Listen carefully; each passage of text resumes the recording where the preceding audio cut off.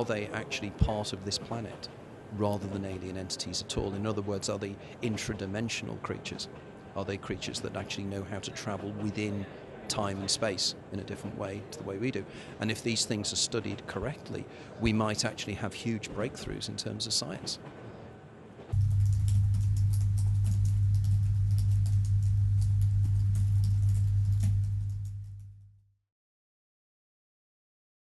The UFO presence on the sky attracted a lot of public interest back in those days. And it became a problem for the national security state, so they found out that they had to do something about it. In 1953, the Robertson panel, also known as the RAND report, a report was published. It actually recommended to ridiculing the flying saucer phenomenon and the possibility of extraterrestrial life for national security reasons.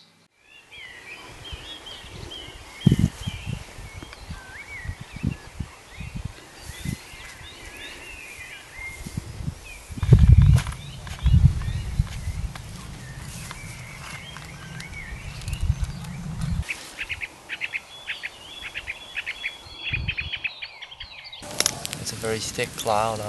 Don't think I'll see anything through that. Unless it's as bright as the sun.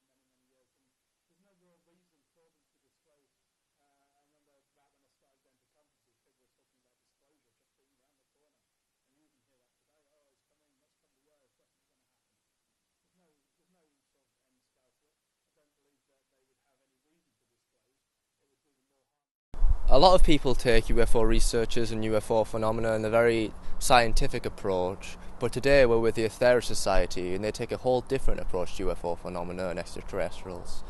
They take the spiritual and religious elements to what UFOs and what extraterrestrials could be, and they think these beings could actually be messengers from different parts of the universe. What is the Aetherius Society? The Aetherius Society is an international spiritual organization which is dedicated to spreading the teachings and acting upon the teachings of advanced extraterrestrial intelligences. So do you believe there's a great need for UFO research? So I believe that it is one of the most important questions facing humanity, but I also believe that the answers to the quite a lot of the questions have already been given by the space intelligences through the Aetherius Society. Scientists have no idea what hallucinations are. They just have a name for them. If that is the case, then they have to accept telepathy. Because if me and another person sees the same thing, we're sharing the same thought. In which case, we're being telepathic. But telepathy doesn't exist as far as modern science is concerned either. So they can't have it both ways. They can't have us being telepathic and having collective hallucinations. I believe that the UFO entities are part of us in a very, very peculiar way, and they break through into this reality through our subconscious. And I believe that when we see UFOs out there, they're actually part of our collective consciousness expanding itself outwards. Okay, Lloyd, could you tell me your inspiration for all of these paintings that I can see all around? Yeah, well, like most people, I've been interested in the subject since a kid. 10 years ago, I actually had kind of a UFO experience where a massive craft flew over me whilst I was driving. At the time, I thought I was going to die because this massive object just came right over me, and I was just like, ugh! And as it passed over, it was completely silent, and it just completely shocked me. It raised the questions like, this stuff is actually real. Then all of a sudden, it's just like, okay, I've got to paint on this. Do you think it's really worth it to study and spend so much time on the studies of ufology? Human experience needs to be studied. Effectively, sociology, psychology, all these subjects are looking at how people perceive reality. One of the major issues we have these days with all forms of research is that research is dependent upon the money people with ufology, because who would, why would somebody want to finance such research? That such research should be financed is, of course, profoundly important, because it's something that affects us all, because are there alien entities? Are we alone in the universe? If we are not alone in the universe, have we been visited by alien beings? It is logical to conclude that we must have been. People want to believe that the floor you stand on is solid, you're not going to fall through it. And not doing so, it makes you question everything. And of course, the status quo has to continue, economies have to continue, people have to consume in order for other people to earn money in order for them to consume.